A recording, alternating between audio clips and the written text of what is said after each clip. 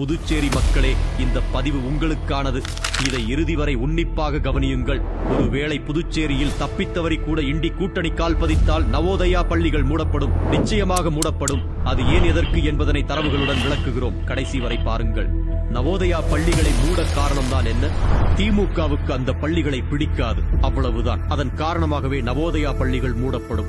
மூடினால் என்ன என்கிறீர்களா? புதுச்சேரியில் நமது தேசிய ஜனநாயக கூட்டணி அரசு இதுவரை பள்ளிக் கல்வியில் செய்த சாதனைகளின் அடிப்படையே ஆட்டம் கண்டுவிடும். அந்த சாதனைகள் தான் என்ன? அனைத்து அரசு பள்ளிகளும் இப்போது CBSE பாடத்திட்டத்தை பின்பற்றுகின்றன. தேசிய கல்விக் கொள்கை 2020 அமல்படுத்தப்பட்டுள்ளது. மாணவர்களுக்கு அடிப்படை ஆதரவுகள் அனைத்தும் கிடைக்கின்றன. நமது தேசிய ஜனநாயக கூட்டணி அரசு எடுத்த நடவடிக்கையினால் மாலையில் உடல் சத்துக்காக சிறுதானிய சிற்றுண்டி வழங்கப்படுகிறது. தினமும் ஆரோக்கியத்துக்காக பால் வழங்கப்படுகிறது. வாரத்தில் 3 நாட்களுக்கு முட்டை வழங்கப்படுகிறது. மாணவர்களின் கற்றலை எளிமையாக்க இலவச புத்தகங்கள், மடிக்கணினிகள் மற்றும் மிதிவண்டிகள் வழங்கப்படுகின்றன. இதுதான் தேசிய ஜனநாயக கூட்டணியின் வளர்ச்சி கொள்கை. எதிர்கால வளர்ச்சி விதைகளை நமது தேசிய ஜனநாயக கூட்டணி அரசு இப்போதிலிருந்தே தூவி வருகிறது. இப்படியான மாணவர் நலத்திட்டங்களால் நமது தேசிய ஜனநாயக கூட்டணி அரசு கல்வி தரத்தையும் உயர்த்திவிட்டது. மாணவர்களின் அடிப்படை தேவைகளையும் பூர்த்தி செய்துவிட்டது. இவ்வளவு செய்ததன் விளைவுதான் என்ன?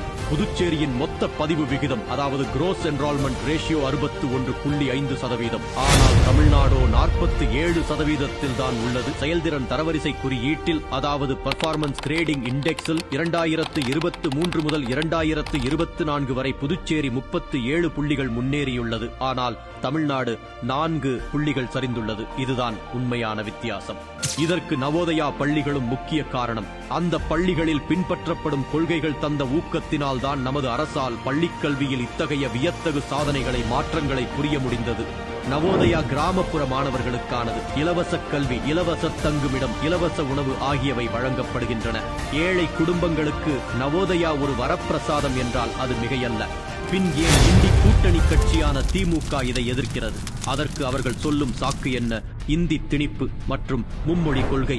இந்த ஆதாரமற்ற வாதங்களுக்கு உச்சநீதிமன்றமே தற்போது குட்டு வைத்துள்ளது. ஒவ்வொரு மாவட்டத்திலும் நவோதயா பள்ளி அமைக்க இடத்தை தேர்வு செய்யுங்கள் என்று உத்தரவிட்டுள்ளது. சபாஷ் தீர்ப்பு இது. புதுச்சேரியின் 4 மாவட்டங்களிலும் நவோதயா பள்ளிகள் உள்ளன. அவை சிறப்பாக செயல்படுகின்றன. கடந்த தேர்தலிலேயே காங்கிரஸ் 2 இடங்களில் மட்டும் வெற்றி பெற்று பலவீனமாகிவிட்டது. தமிழ்நாட்டை போல புதுச்சேரியிலும் அது இனி திமுகவின் தொங்கு சதையாக திமுகவின் கட்டளைகளையே பின்பற்றும். நவோதயா பள்ளிகள் சத்தமில்லாமல், காரணமின்றி, சித்தாந்த ரீதியாக மெல்ல மெல்ல மூடப்படும். மக்களே, இந்த தேர்தல் மிகவும் எளிமையானது. வளர்ச்சியா அல்லது அழிவா? முன்னேற்றமா அல்லது வீண் அரசியலா? எது வேண்டுமென நீங்களே தீர்மானியுங்கள். உங்கள் குழந்தைகளின் எதிர்காலத்தை பாருங்கள். இண்டி கூட்டணியின் பொய்களை நம்பிவிடாதீர்கள். நமது தேசிய ஜனநாயக கூட்டணி அரசு ஏற்படுத்தி கொடுத்த வளர்ச்சிக்கு வாக்களியுங்கள். சென்ற தேர்தலை போல இண்டி கூட்டணியை விரட்டி அடியுங்கள்.